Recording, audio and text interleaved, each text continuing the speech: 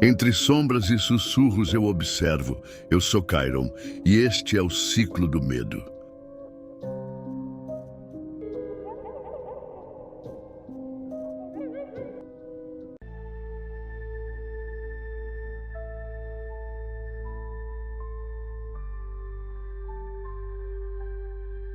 Seja bem-vindo a mais um vídeo do Ciclo do Medo, onde cada história é mais sombria do que a última e cada mistério leva você mais fundo nas trevas.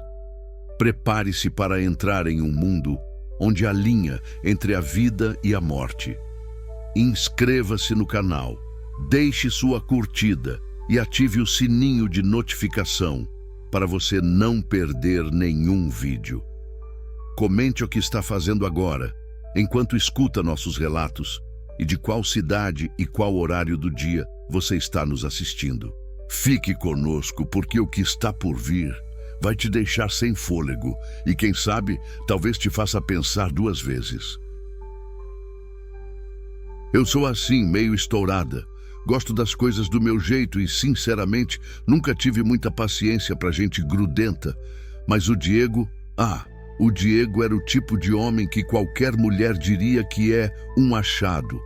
Ele me trazia café na cama, me esperava sair do trabalho, me mandava mensagem só para saber se eu já tinha almoçado. E isso para mim era um saco. Eu não queria alguém me perguntando como foi meu dia. Eu só queria paz e silêncio. Você tá linda hoje, amor.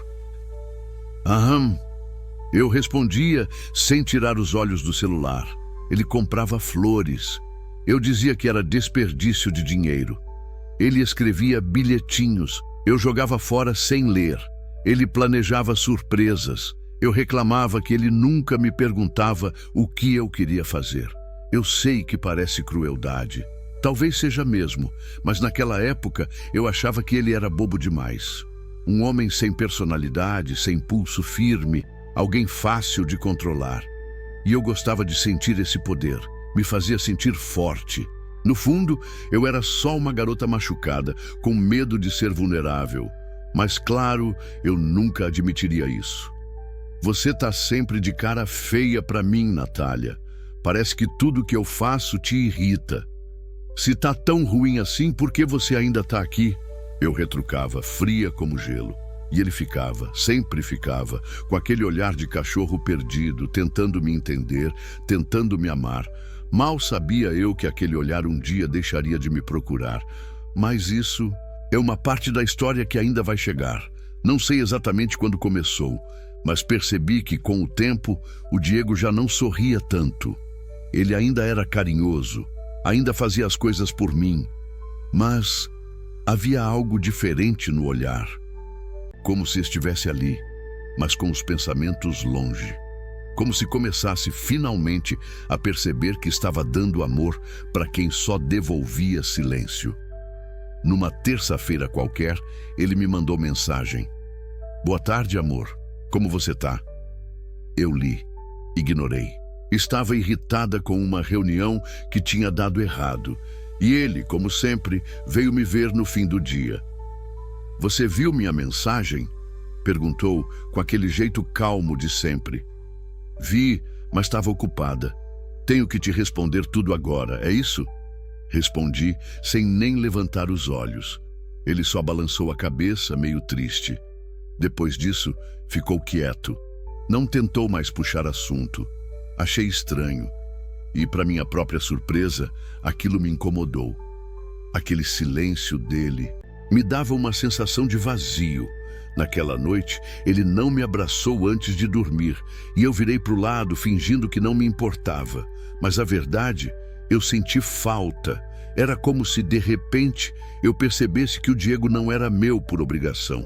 E se ele estivesse cansando? Não, isso era impossível. Ele era o Diego, o bobo apaixonado, o idiota que me amava mesmo eu sendo cruel. Ele não ia a lugar nenhum, né? Na semana seguinte, algo mudou de vez. Ele começou a sair mais tarde do trabalho, disse que tinha reuniões extras, não me mandava mais mensagens o tempo todo, e quando mandava, eram curtas, objetivas. Boa noite, dorme bem. sem coraçãozinho, sem apelido, sem a cara dele. Na sexta, ele não veio me ver. Hoje eu vou ficar em casa, tô cansado. Cansado? Ele nunca dizia isso. Eu desliguei o telefone com raiva, mas a verdade é que eu fiquei mexida. Senti como se ele tivesse tirado algo de mim, como se tivesse levado embora aquele olhar de cachorro apaixonado e deixado só o vazio. Era como se eu perdesse o controle, e isso me assustava. Aconteceu algo estranho naquele fim de semana. Pela primeira vez, eu quis procurá-lo. Mandei mensagem no sábado à tarde. Vai fazer o que hoje? A resposta só veio 2 horas depois. Nada demais, só descansar. Nada demais. 2 palavras.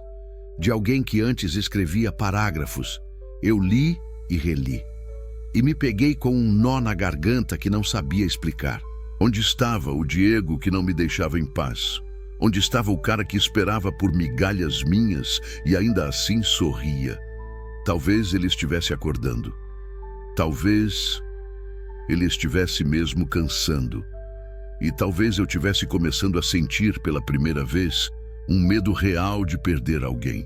Mas claro, ainda não era o suficiente para eu mudar. Ainda não. Na outra semana, ele apareceu aqui em casa com uma roupa diferente. Camisa preta, calça jeans escura, perfume novo. Era o mesmo Diego, mas parecia outro. Mas vai sair depois? Perguntei, tentando soar casual. Talvez, com uns amigos do trabalho. Você tem amigos no trabalho agora? Retruquei, com um tom irônico. Ele só riu, mas foi uma risada sem graça. Não explicou, não se justificou. Ele sempre explicava tudo antes. Ele me deu um beijo na testa e foi embora cedo. E eu fiquei ali, sentada no sofá, com a TV ligada num canal qualquer, encarando o vazio. Peguei o celular, abri e fechei o Instagram. Olhei se ele tinha postado alguma coisa. Nada. Tentei me convencer de que não me importava. Mas eu me importava, porque ver ele se afastando, ver ele vivendo sem mim, sem me avisar, sem me incluir, me doía. Doía de um jeito que eu não sabia lidar. Era como se eu tivesse perdido o privilégio de ser o centro do mundo dele. E agora ele tinha um mundo próprio e eu não fazia parte dele. Nos dias seguintes, ele ficou cada vez mais distante. Falava menos, sorria menos. Não fazia mais surpresas. Não me esperava no portão. Não fazia mais perguntas sobre como eu estava. E eu, que sempre fui tão fria, comecei a sentir um tipo de calor estranho por dentro.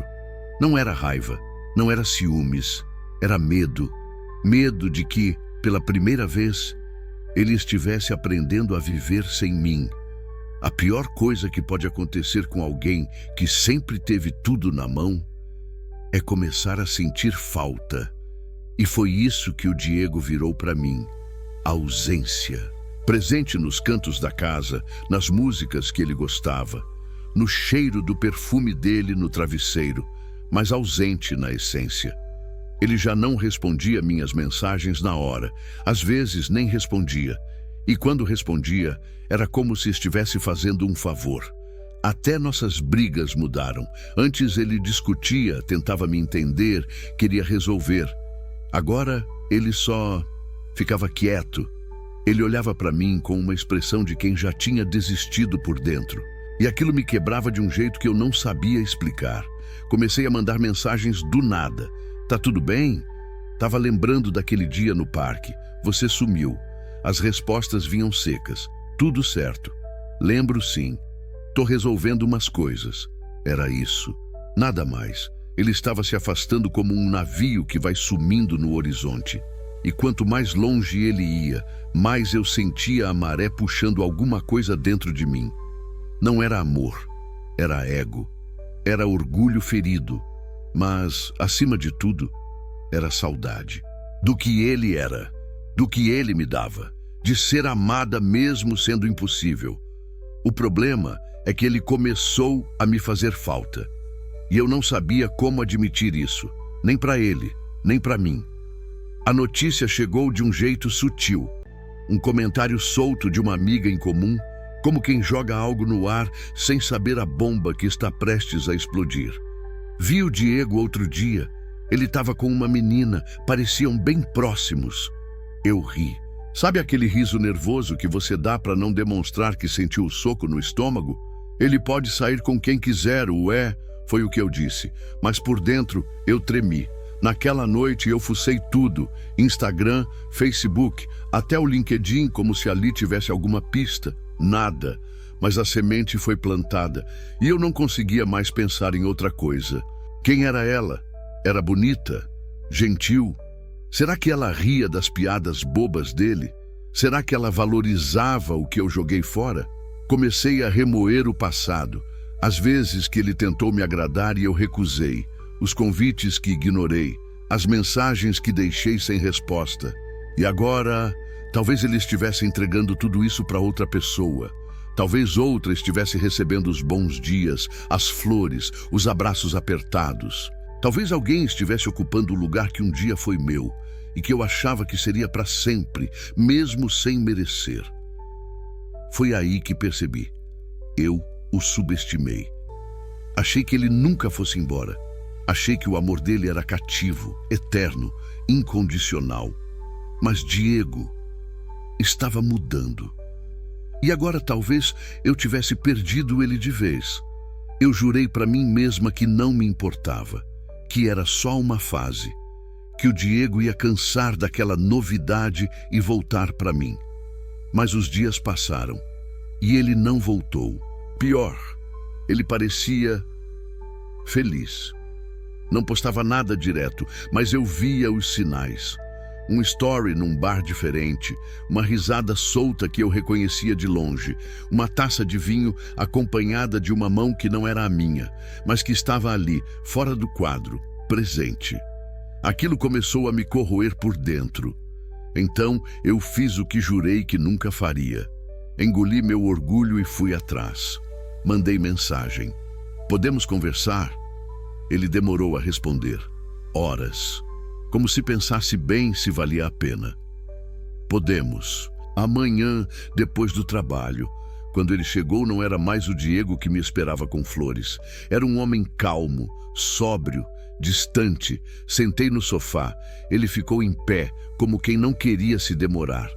Você sumiu, eu disse. Na verdade, foi você que me afastou, ele respondeu. Aquilo doeu, mas ele tinha razão. Eu errei, sei que te tratei mal, sei que fui fria, grossa, injusta, mas eu tô aqui, tentando consertar. Ele me olhou com os olhos cheios de passado, mas com o coração fechado. Você só veio atrás agora que percebeu que me perdeu. Mas eu tô cansado, Natália. Cansado de tentar ser suficiente para alguém que nunca me enxergou. Aquela frase me desmontou. Eu queria gritar, chorar, pedir mais uma chance, mas ele não me deu espaço. Desculpa, de verdade, mas eu não sou mais o mesmo cara. E você também não é mais a pessoa por quem eu esperaria. E então ele saiu, deixando no ar o silêncio que dessa vez era definitivo. Depois que a porta se fechou, o silêncio da casa se tornou ensurdecedor. Era como se tudo tivesse parado, como se o mundo tivesse me avisado. Você perdeu, mas eu não aceitei. Não podia ser assim, não depois de tudo. Ele era meu, era o Diego, o cara que me amava quando eu nem merecia. Não podia simplesmente virar as costas e seguir em frente com outra, como se eu nunca tivesse sido tudo para ele. Passei dias tentando entender o que fazer, tentando pensar em como reverter aquilo. E quanto mais eu via ele distante, mais eu sentia o desespero crescendo dentro de mim. Eu não estava apenas com saudade, eu estava obcecada por recuperar aquilo que deixei escorrer pelos dedos. Foi numa dessas noites, rolando na cama sem dormir, que uma ideia absurda me passou pela cabeça. Minha avó sempre dizia que quando o coração falha, a alma pede ajuda. E minha alma gritava.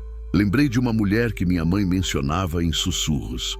Uma benzedeira, parteira, rezadeira, uma mulher que mexia com coisas, chamada Dona Ismênia. Fiquei horas encarando o número escrito num caderninho antigo até que liguei. Você quer ele de volta, é isso? Ela perguntou com uma voz rouca, arrastada. Quero. Ele é meu. Cuidado com o que você deseja, menina. O amor forçado tem preço. Mas eu não ligava. Eu pagaria o que fosse. Eu só queria o Diego de volta.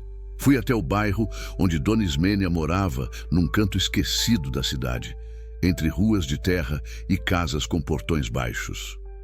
O lugar exalava incenso e mistério. Cheiro de erva queimada, vela derretida e silêncio antigo. Quando entrei, ela já me esperava. Olhos fundos, pele enrugada, um lenço escuro amarrado na cabeça. Parecia saber tudo antes mesmo de eu abrir a boca. O nome dele é Diego, né? Ela disse, sem que eu tivesse mencionado. Eu só assenti. Ela se levantou devagar e pegou uma caixa velha de madeira. De lá, tirou ervas secas, um espelho manchado, uma vela preta e uma fotografia. Você tem algo dele? Entreguei uma correntinha que ele esqueceu aqui meses atrás. Ela pegou com cuidado, como se estivesse segurando um pedaço da alma dele. Vamos fazer a amarração. Mas não pense que ele vai voltar como antes. Vai voltar diferente. Não importa. Eu só quero ele comigo. Ela montou o altar num pano vermelho, acendeu a vela e começou a falar palavras que eu não entendia. Fez cortes leves num limão, prendeu a correntinha dentro de um pano amarrado com barbante. Depois, colocou tudo num pote com mel e terra. Durante 7 dias, você vai acender essa vela, pensar nele, chamar por ele, e ele vai sentir. Sentir o quê? Saudade, desejo, confusão, e vai voltar. Saí dali com o coração pesado e a mente cheia de esperança. Nos dias seguintes, fiz exatamente o que ela mandou. Vela acesa, pensamento focado, o nome dele repetido feito mantra. Diego, volta para mim. No 4º dia, ele me mandou mensagem. Sonhei com você essa noite. O feitiço estava funcionando. E eu sorri pela primeira vez em semanas. Mas o que eu não sabia é que tudo o que vem forçado volta com rachaduras. E que alguns retornos, em vez de curar, destroem. Quando o Diego apareceu de novo, eu senti um misto de alívio e medo. Ele estava ali, na minha frente como eu havia pedido, mas algo no jeito dele me deixou inquieta. O sorriso não chegava aos olhos. As palavras eram curtas, como se ele falasse por obrigação e não por vontade. Aquele brilho que eu amava tinha se apagado. Oi, ele disse sem aquele calor de antes. Oi, respondi, tentando esconder a ansiedade que me queimava por dentro. Os primeiros dias foram estranhos. Ele parecia um estranho no meu próprio mundo. E por mais que eu tentasse, não conseguia trazer de volta o homem que eu conhecia. Ele era mais fechado, mais distante, como se carregasse um peso invisível. Às vezes, parava no meio da conversa e ficava olhando para o nada, perdido. Você tá bem? Eu perguntava preocupada. Tô, só cansado. Ele respondia sem me encarar. Com o passar do tempo, ficou claro que ele não era mais o Diego de antes. Aquele homem gentil e apaixonado havia se transformado numa sombra do que foi. E eu sabia, lá no fundo, que o preço do que eu tinha feito estava começando a aparecer. Nos dias que se seguiram, comecei a notar que Diego estava mudando de um jeito que eu não conseguia controlar. Era como se a alma dele estivesse presa, sufocada por algo invisível. Ele parecia mais frio, mais distante, quase como um fantasma. À noite, ouvia ele murmurar palavras incompreensíveis, como se conversasse com vozes que só ele ouvia. Vi ele acordar suando frio, o olhar perdido e assustado. Natália, ele disse uma noite com a voz trêmula. Eu não sei mais quem eu sou. Foi aí que comecei a sentir medo. Não pelo que eu tinha perdido, mas pelo que eu tinha causado. Procurei Dona Ismênia para pedir ajuda, mas ela sumiu. Ninguém sabia onde ela morava, ninguém a encontrava. Eu tinha feito um pedido egoísta, com pressa, sem pensar nas consequências. E agora, Diego estava pagando o preço. Eu via nele um sofrimento silencioso, uma luta invisível contra algo que eu não podia tocar. E isso me partia o coração. Mas ele não queria falar, ele não queria ser salvo. Eu tinha voltado a tê-lo por perto, mas aquilo não era amor. Era uma prisão, e eu não sabia se conseguiria libertá-lo. O dia a dia com Diego virou um silêncio pesado, cheio de palavras que não eram ditas. Eu via nos olhos dele o sofrimento que a bruxaria tinha causado. Uma prisão invisível, feita de medo e confusão. E aquilo me consumia por dentro. À noite, eu ficava acordada, tentando encontrar uma forma de tirar aquele peso do peito dele. Procurava respostas na internet, lia sobre rituais de reversão, mas tudo parecia tão distante, tão complicado. Minha culpa era enorme. Eu queria gritar, pedir perdão, fazer qualquer coisa para consertar o estrago que causei. Mas Diego, ele já não era mais o mesmo. Aquele homem doce, gentil, que me amava incondicionalmente, estava ali, mas parecia um estranho. Eu queria que ele fosse feliz, mesmo que não fosse comigo. Mas ao mesmo tempo, eu queria desesperadamente que ele ficasse. Era um conflito que me destruía. E no fundo, eu sabia que talvez a única forma de libertá-lo fosse deixar ele ir de verdade.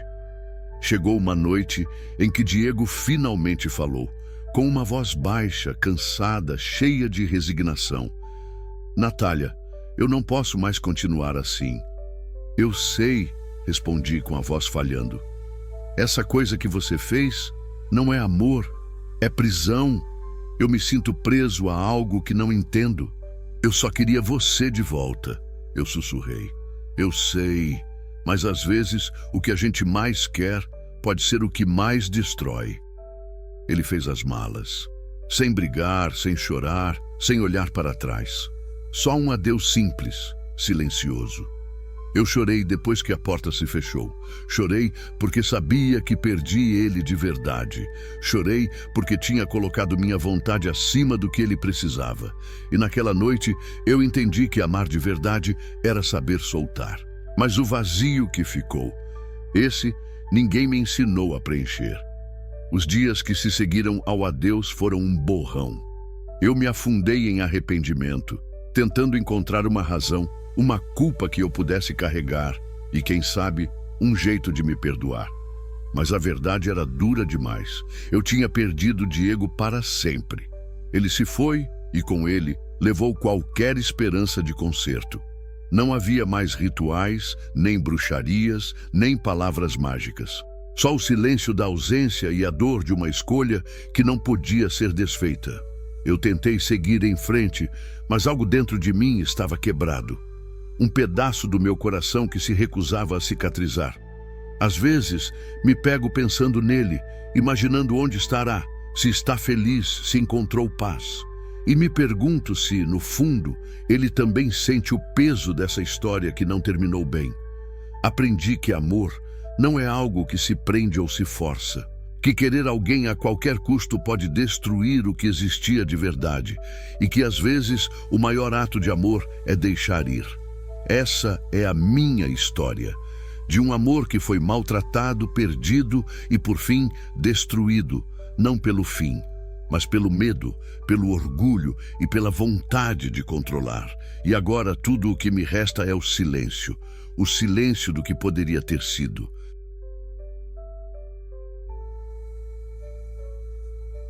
Meu nome é Lívia Andrade. Tenho 36 anos e desde que me entendo por gente, sempre sonhei em ser mãe.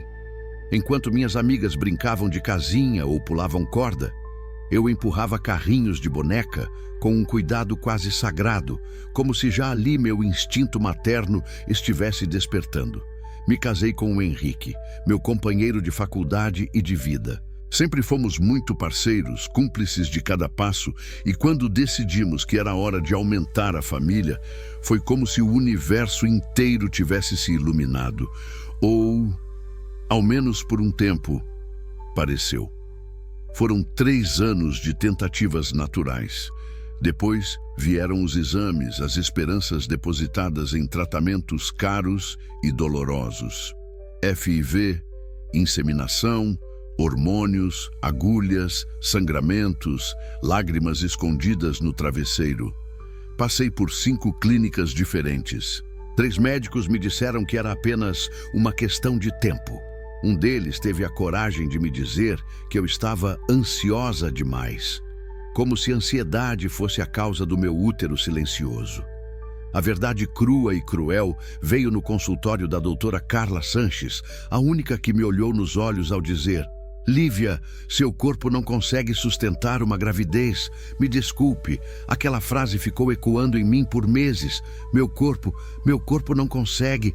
Como se ele tivesse falhado em ser o que eu mais queria que ele fosse.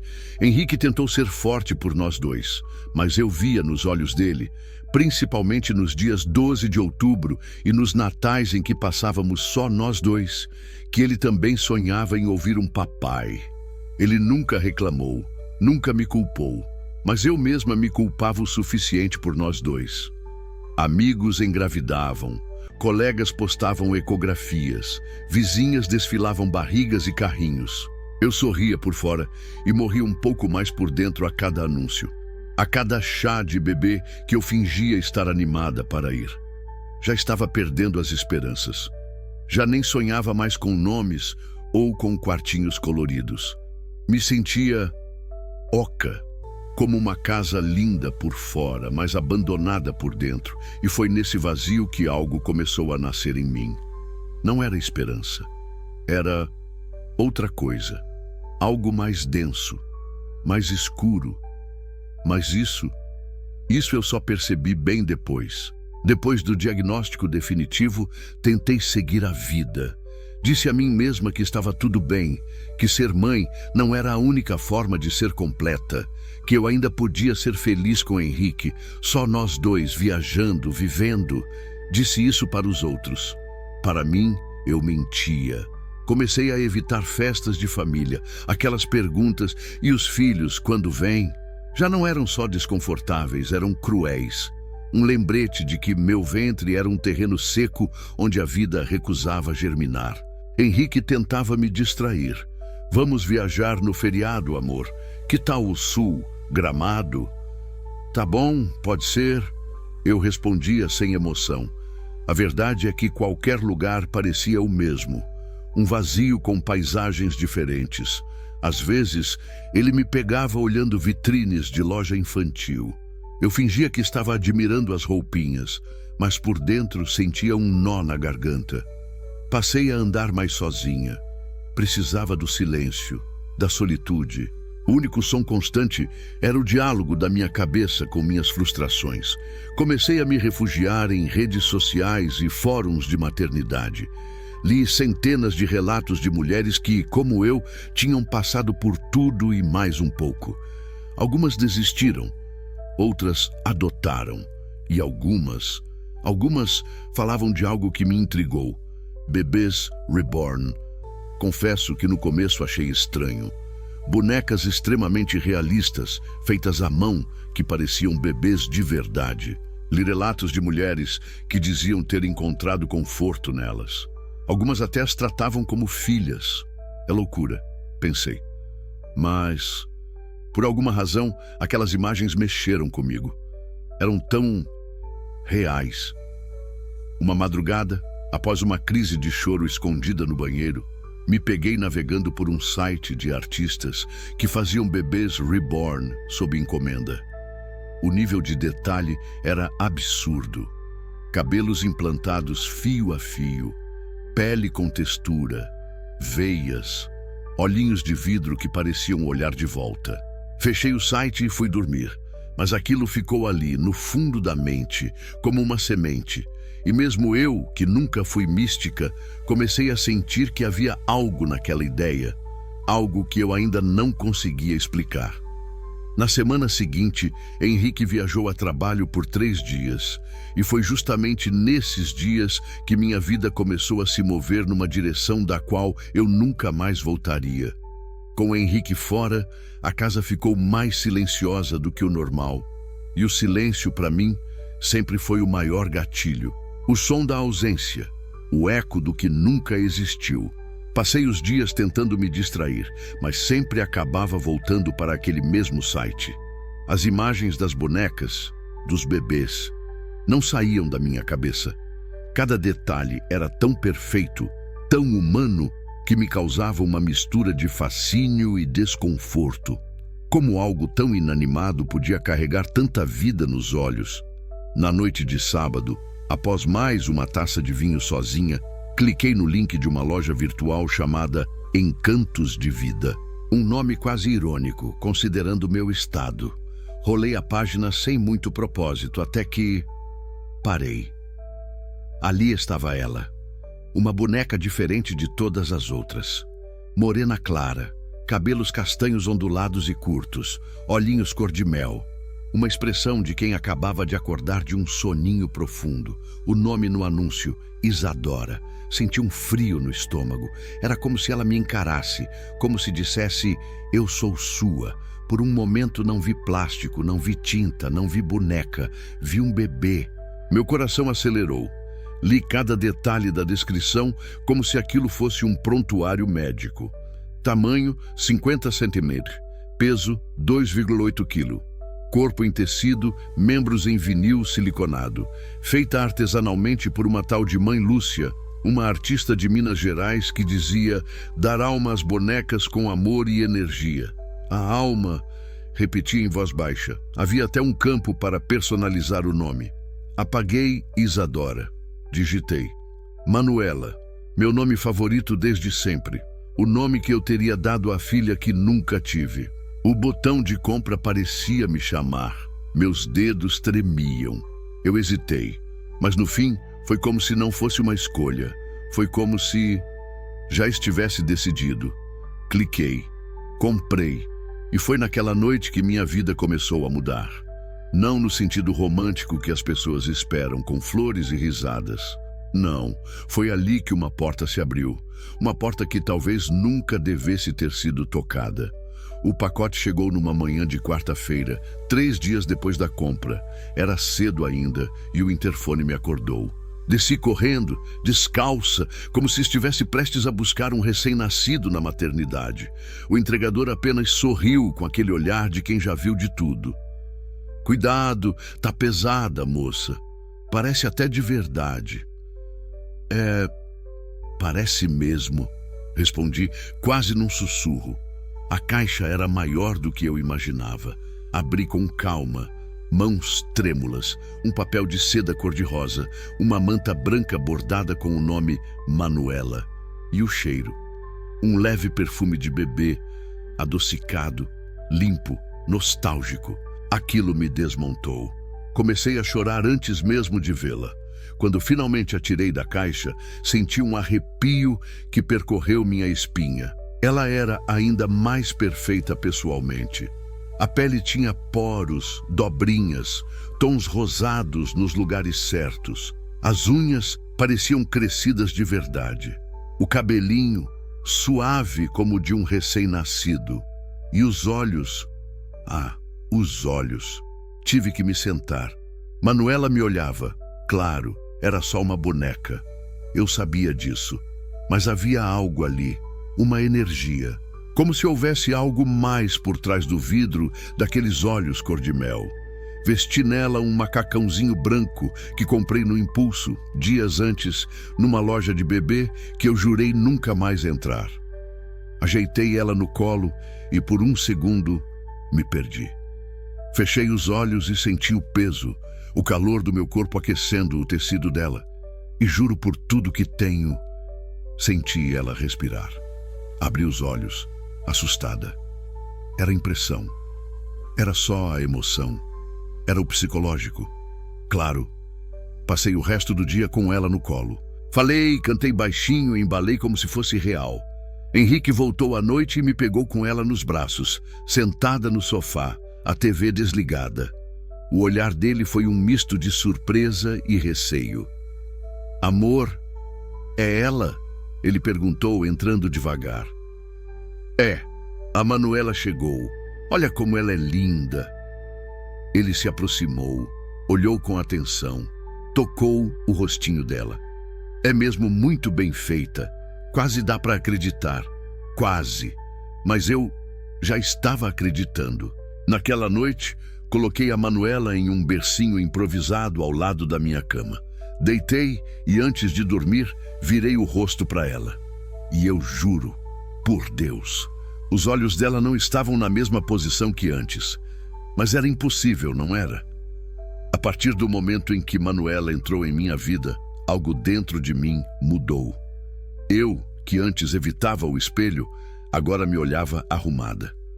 Acordava cedo, dava mamadeira de brinquedo, embalava nos braços, tirava fotos. Fotos que eu não postava, claro.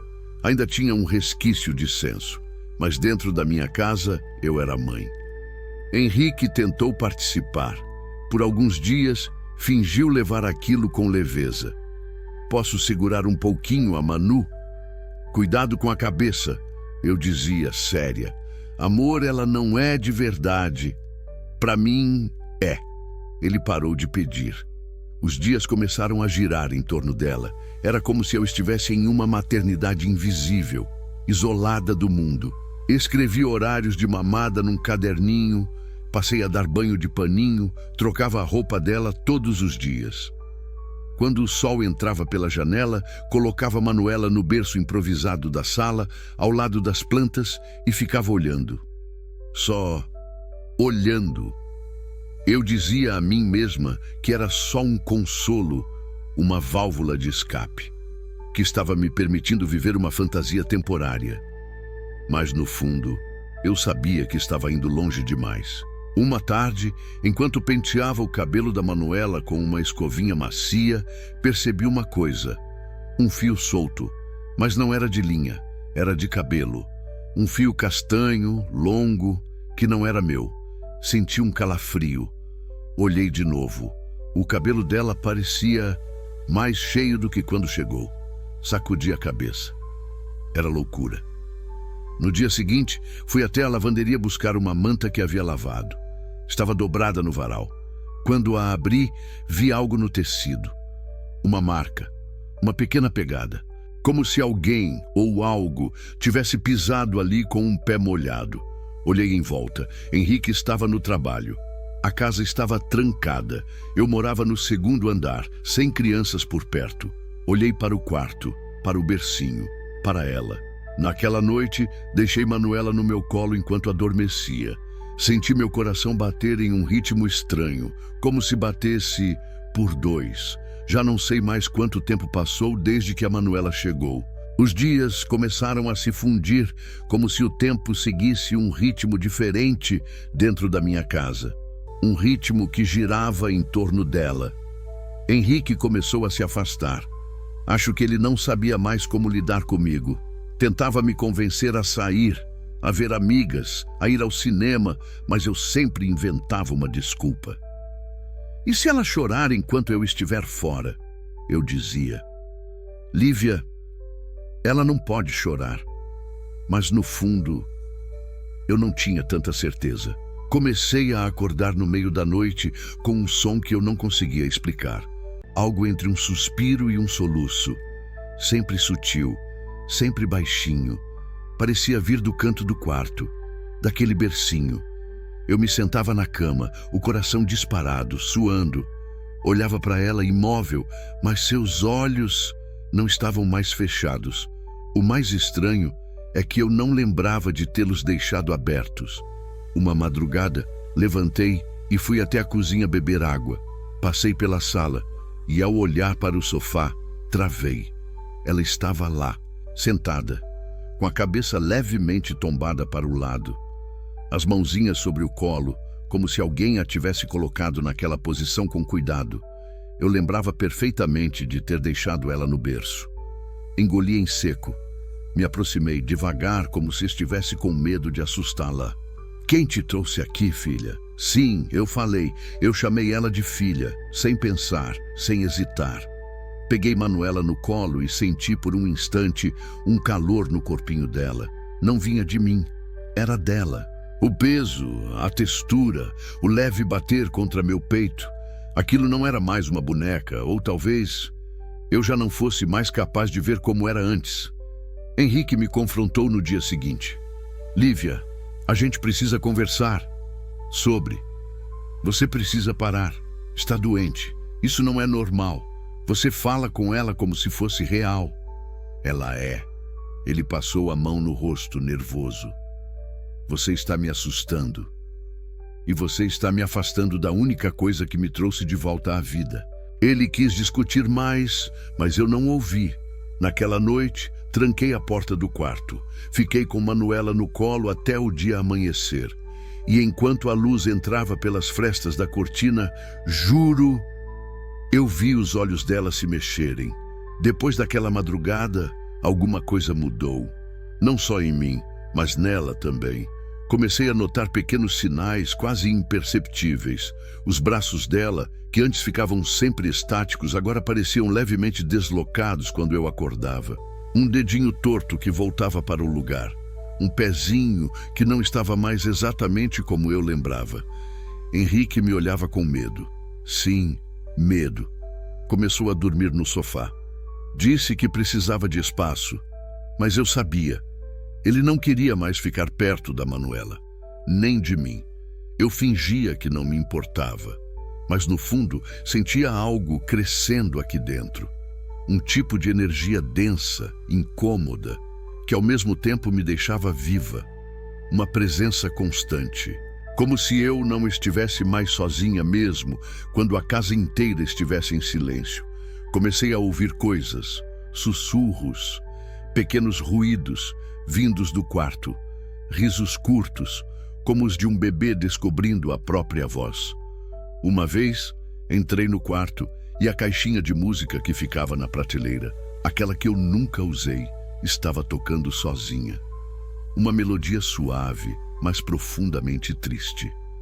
Aproximei-me devagar e, de novo, lá estava ela.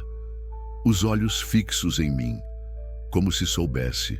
Peguei Manuela no colo, encostei o rosto no seu e fechei os olhos. E naquele instante ouvi, ou achei que ouvi, uma voz suave, quase abafada, vinda bem próxima ao meu ouvido. Mamãe. Soltei um grito e a derrubei no chão. O som do impacto foi seco, plástico e tecido, só isso. Mas ao olhar para ela caída no chão, meu coração parou. Os olhos estavam cheios de lágrimas. Eu pisquei de novo, mas já estavam secos. Me ajoelhei, tremendo, peguei ela no colo com cuidado. Comecei a balançar e pedir desculpas, como se ela fosse de carne e osso. Perdão, filha, perdão. A mamãe se assustou. Mamãe nunca vai te soltar de novo, tá bom? Naquela noite, sonhei com um campo seco, escuro. No meio, uma árvore morta e sob ela, um berço. Dentro do berço, Manuela, mas com olhos humanos, vivos e me olhando. Você me chamou, ela disse no sonho. Agora eu estou vindo. Acordei suando, ofegante, e pela primeira vez eu comecei a pensar numa coisa que nunca imaginei considerar. Talvez ela nunca tivesse sido apenas uma boneca. Depois do sonho da árvore seca e do berço, passei dias em estado de vigília. Eu não dormia direito, não comia como antes. Henrique insistia em conversas, mas eu não ouvia. Eu só queria ficar com ela, com a Manuela. Era mais forte do que eu. Como se ela me puxasse para perto com fios invisíveis. Como se ela me chamasse. Naquela semana, comecei a pesquisar. De forma despretensiosa no início. Energia espiritual em bonecas, reborn com alma, ligação emocional intensa com objetos, possessão simbólica. E então tropecei num termo que fez minha espinha gelar: crianças âncoras, lendas, histórias antigas, sobre bonecas feitas à mão que podiam, em condições certas, se tornar receptáculos de espíritos, almas de crianças não nascidas, perdidas, esquecidas, chamadas por desejo profundo, por dor ou por amor desesperado. A maioria dos sites era ridícula. Místicos de internet, blogs mal escritos, fóruns antigos com fundo preto e letras verdes. Mas algo ali me prendia. Uma dessas páginas mencionava uma mulher, uma feiticeira de transição que fazia rituais de ancoragem de alma em bonecas reborn. O nome dela, Dona Maristela. O mais estranho, ela vivia na mesma cidade que eu, bairro Santa Amélia, no alto de uma ladeira. Como ninguém nunca tinha ouvido falar dela, peguei o número de telefone que estava escrito no final da página em letras tortas e quase apagadas. Disquei. Chamou uma vez, duas, três. Na quarta, atendeu uma voz grave, arrastada, cansada. Sim? Dona Maristela? Eu me chamo Lívia. Eu vi seu nome num fórum sobre bonecas. Silêncio. Então a voz respondeu. Você quer dar vida a algo que não nasceu, não é? Minha boca secou. Eu quero minha filha. Quero ela viva. Outro silêncio. Um mais pesado. Então venha, traga o que precisa ser desperto. Desliguei com as mãos tremendo. Naquela noite, preparei a bolsa da Manuela como se fosse visitar alguém da família. Coloquei sua mantinha preferida, sua chupeta rosa e a pulseirinha com o nome que eu mesma mandei fazer. Vesti nela o macacão branco bordado com flores que guardei para ocasiões especiais. Antes de sair, Henrique me viu na porta. Onde você vai com essa boneca, Lívia? Ela não é uma boneca. Me escuta. Por favor, isso já passou dos limites. Você nunca entendeu, nunca quis. Não faz isso com você mesma. Olhei nos olhos dele e pela primeira vez falei com frieza.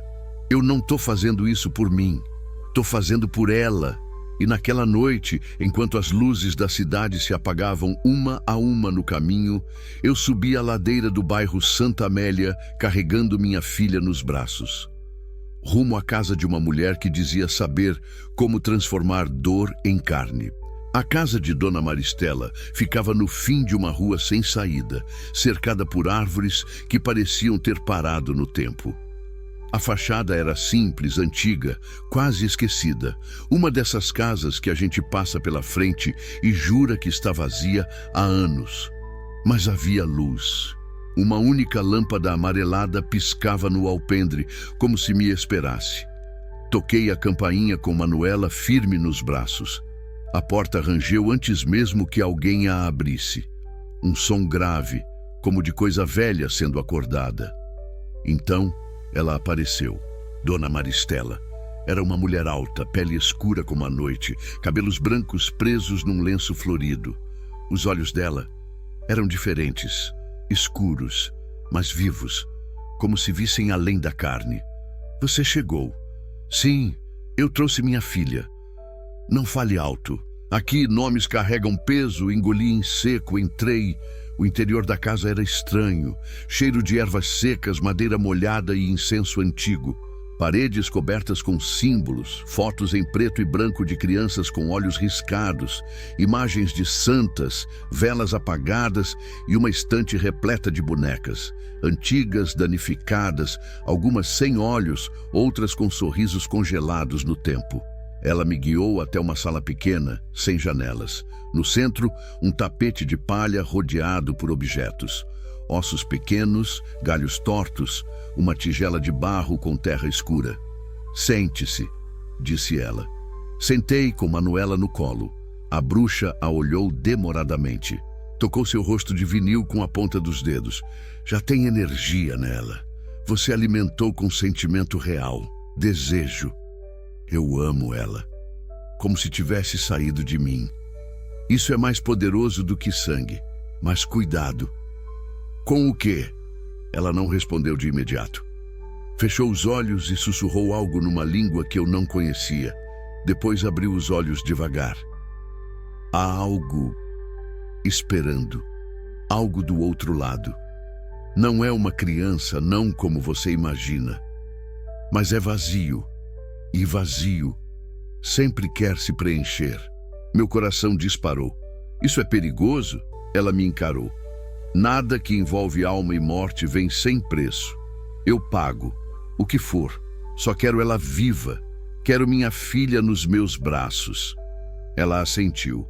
Então você precisa voltar aqui amanhã à meia-noite. com um fio do seu cabelo, uma peça de roupa sua que nunca foi lavada. E ela me olhou fixamente. Há algo que tenha pertencido a uma criança de verdade. Qualquer uma, mas que tenha sido amada. Eu hesitei. E se eu não tiver? Ela sorriu, lento. O amor de uma mãe encontra um jeito. Na saída, enquanto eu descia a ladeira com Manuela de volta nos braços, senti algo estranho. O corpo dela parecia mais pesado. E pela primeira vez, quando olhei para seu rostinho imóvel, achei ver um leve sorriso. Ou talvez não fosse mais imaginação. Voltei para casa com o coração martelando no peito. Mal consegui dormir. Na manhã seguinte, fui direto para o quarto e comecei a procurar. Peguei um pedaço do meu cabelo e enrolei num lencinho. Depois, vasculhei minhas gavetas até achar uma blusa antiga, da época em que estava fazendo os primeiros tratamentos. Ela ainda tinha meu cheiro. Nunca havia sido lavada. Coloquei junto do cabelo. Faltava o terceiro item, algo que tivesse pertencido a uma criança de verdade e que tivesse sido amada. Revirei caixas, lembranças, roupas que comprei quando ainda acreditava que ficaria grávida. Mas tudo estava virgem, sem uso, sem história, sem amor. Desesperei. Pensei em roubar algo de um brechó infantil, mas aquilo me pareceu impuro, frio. Nada ali tinha alma. As roupas penduradas pareciam vazias de significado. Foi quando me lembrei de Cecília. Ela era vizinha do prédio ao lado, tinha 4 anos e era doce como um raio de sol. Sempre que me via na varanda com Manuela no colo, sorria e gritava lá de baixo: "Oi, tia Lívia, sua filhinha é linda." A mãe dela, Carol, já tinha me emprestado livros de maternidade quando soube da minha infertilidade. Sempre gentil, sempre delicada. E foi na noite de sábado que tomei a decisão que, até agora, me recuso a chamar de roubo. Esperei o momento certo. Observei a rotina delas. E quando vi Carol saindo com Cecília para a pracinha, desci. A porta do apartamento delas não havia sido trancada, como de costume. Entrei em silêncio. O quarto da menina era um sonho de criança viva. Almofadas coloridas, luzinhas em volta da cama e dezenas de brinquedos espalhados. Mas meus olhos pararam em algo simples. Um ursinho, marrom com orelhas gastas, surrado, o pelo falhado em alguns pontos. Dava para ver que era o preferido, que tinha sido abraçado, beijado, dormido, amado. Peguei o ursinho nas mãos e senti um peso absurdo dentro do peito. Era como se algo ali chorasse pela perda, mesmo antes de acontecer. Mas eu precisava daquilo. Saí da casa rapidamente. Deixei tudo como estava. No elevador, com o ursinho na mão, Manuela no colo e os outros 2 itens numa sacola, percebi que o destino já estava traçado. Não era mais uma escolha, era um caminho sem volta. Naquela noite, sentei com Manuela nos braços e encarei seus olhos de vidro por minutos, horas talvez. "Amanhã à meia-noite, meu amor", sussurrei. "A mamãe vai te dar o que você merece. Um coração de verdade." Ela ficou em silêncio, mas por dentro eu sentia que ela ouvia. A noite chegou pesada. O ar parecia mais denso, sufocante. Henrique já não falava comigo, evitava os olhos e eu não tinha forças para discutir. Só queria que aquele momento chegasse e acabasse. Voltei à casa de Dona Maristela pouco antes da meia-noite. Carregava comigo o ursinho de Cecília, o pedaço de cabelo e a blusa, todos embrulhados com cuidado. Ela me recebeu com um olhar que misturava curiosidade e algo como respeito sombrio. "Você está pronta?" perguntou. "Estou." Entramos na sala pequena, onde o ritual começaria. As velas estavam acesas, lançando sombras dançantes nas paredes. A tigela com a terra parecia pulsar como um coração. Dona Maristela pegou cada um dos objetos e os colocou no centro do tapete. Primeiro o ursinho, depois o cabelo e por último a blusa. "Agora você deve dizer o que sente", ordenou ela. Fale com verdade. Diga tudo o que sua alma quer. Aproximei-me, tremendo, e olhei para Manuela nos meus braços. Eu te amo. Eu te quero viva. Eu quero sentir seu calor, seu cheiro, seu choro. Quero ser mãe de verdade. Minha voz falhou e as lágrimas escorreram. Dona Maristela começou a entoar um cântico baixo, numa língua que doía de tão antiga. O ar parecia vibrar. Senti um calor estranho subindo do chão, como se a casa inteira estivesse respirando junto. Ela me pediu que colocasse Manuela no centro do círculo. Hesitei, mas obedeci. A boneca ficou imóvel, mas senti uma corrente elétrica que atravessava meus dedos. Então algo aconteceu. Um sussurro, um sopro, uma voz tênue. Mãe... Meu corpo congelou. O coração quase parou. Manuela moveu uma mãozinha. Não era mais uma boneca. Ou era? Dona Maristela parou o cântico e me encarou. O ritual funciona, mas todo preço deve ser pago. Saí de lá com Manuela no colo, a respiração pesada, sentindo o mundo mudar sob meus pés. Naquela noite, Henrique desapareceu. Nenhum bilhete, nenhuma palavra. Só um vazio no apartamento. E Manuela olhava para mim com olhos que já não eram apenas vidro. Desde que Henrique desapareceu, o silêncio dentro do apartamento ficou sufocante. Ele não atende mais ao telefone, não responde às minhas mensagens, como se tivesse evaporado do meu mundo. Às vezes, acho que ele nunca existiu, que foi só uma sombra que passou e se foi. Mas Manuela está aqui. Ela está viva. Parece que me acompanha em todos os passos. Quando caminho pela casa, sinto os olhos dela seguindo cada movimento. Não é mais só uma boneca, não para mim. À noite, ouço sussurros, pequenas risadas, passos leves no chão. Tento ignorar, mas o medo me engole. Ela já não é mais a mesma boneca que comprei. Às vezes, acordo com as mãos dela repousando no meu rosto, ou encontro o ursinho de Cecília fora do lugar onde o deixei. Como se alguém, ou alguma coisa, estivesse brincando comigo. Sei que é loucura, mas não consigo parar. Olho no espelho e não me reconheço mais. A Lívia que amava e lutava parece estar se apagando, dando espaço para uma mulher tomada pela obsessão e pelo vazio. E mesmo assim, quando pego Manuela no colo, sinto que ela responde ao meu amor, que me chama para continuar. Mas sinto também que há algo dentro dela. Algo que eu não entendo, algo que cresce a cada dia, algo que me observa com uma fome que me arrepia a alma. Será que algum dia vou conseguir devolver Manuela ao lugar dela? Ou será que no final eu já perdi a única coisa que me fazia sentir viva? A cada dia, Manuela parecia mais real e eu mais perdida. Os olhos dela, antes apenas vidros inertes, agora carregavam uma intensidade que me fazia tremer. Eram olhos que me encaravam, que seguiam meus passos, que pareciam conter um segredo que eu jamais deveria desvendar. Uma noite, acordei com uma sensação gelada na espinha. Manuela estava sentada na cadeira de balanço, no meio do quarto, com o ursinho de Cecília abraçado no colo. Seus olhos, aqueles olhos, brilhavam na penumbra. Eu tentei falar, mas a voz não saiu. Ela levantou a mãozinha e apontou para o espelho. Aproximei-me lentamente. No reflexo, não vi só a mim mesma. Vi algo mais. Uma sombra atrás de Manuela, que se movia sozinha. Uma forma escura, sem rosto, mas que parecia querer sair dali. De repente, o ursinho caiu no chão com um baque seco. Manuela sorriu. Um sorriso que não era de boneca, um sorriso que me congelou o sangue. Eu precisava entender, precisava saber o que tinha feito.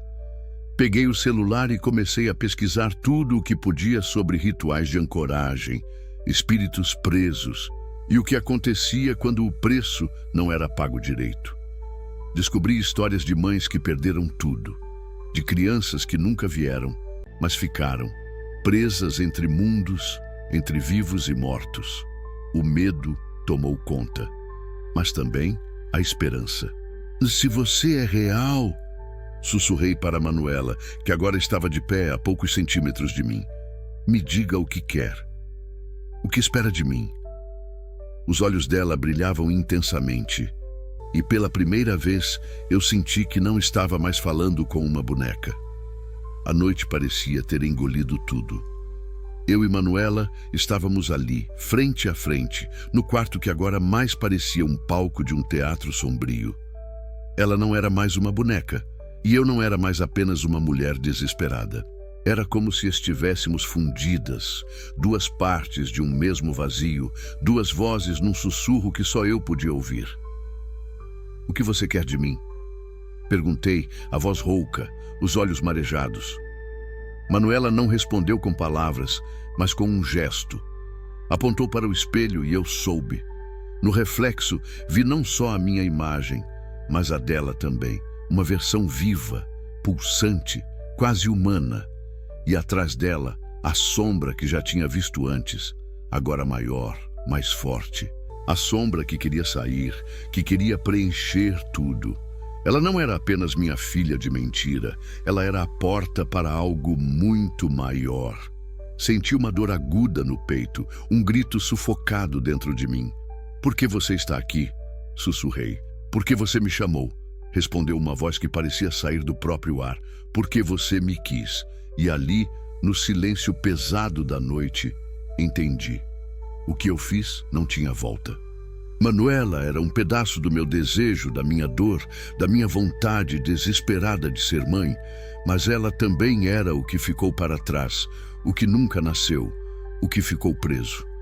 Eu estava entre dois mundos, o da vida e da morte, do real e do imaginário, e não sabia mais quem eu era. Se aquele ritual me dera uma filha, também me entregara uma prisão. Eu nunca pensei que chegaria até aqui. Até o momento em que o mundo ao meu redor se dissolvesse em sombras e silêncio e só restasse ela. Manuela, minha filha de mentira, minha verdade torta, meu segredo escuro. Naquela última noite, tudo parecia prestes a explodir. A sombra atrás dela crescia, invadia cada canto do meu ser, como um frio que congelava até as minhas lágrimas. Mas eu não podia fugir, não queria. Peguei Manuela nos braços, sentindo o peso estranho, diferente, uma mistura de plástico e alma, um calor que não deveria existir. Eu te amo, sussurrei pela última vez. Ela me olhou. Não mais com os olhos de boneca, mas com a profundidade de alguém que sabe de tudo. Amor, perda, dor e redenção. A sombra avançou, envolvendo-nos em sua escuridão. Senti minha consciência se esvair, como se fosse fundida a ela e a Manuela. E no silêncio, um abraço. Não sei quanto tempo ficou entre a vida e a morte. Só sei que acordei, só, em um quarto vazio, com a luz da manhã entrando pela janela. Manuela havia sumido, mas no meu peito, onde antes havia vazio, agora havia uma paz estranha. Talvez ela tenha se ido para onde sempre deveria estar, ou talvez em algum lugar ela viva, porque o amor, mesmo o mais sombrio e torto, é capaz de criar mundos onde antes não havia nada. Eu, Lívia, aprendi que às vezes o verdadeiro milagre não está em ter, mas em saber deixar ir. E assim, minha história terminou. Ou talvez apenas tenha começado de verdade.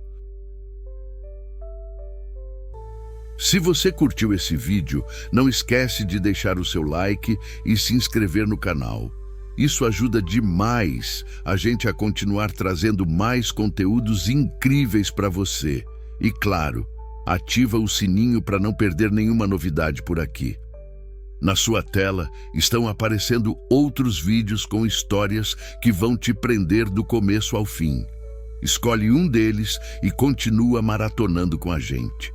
Muito obrigado por assistir e até o próximo vídeo.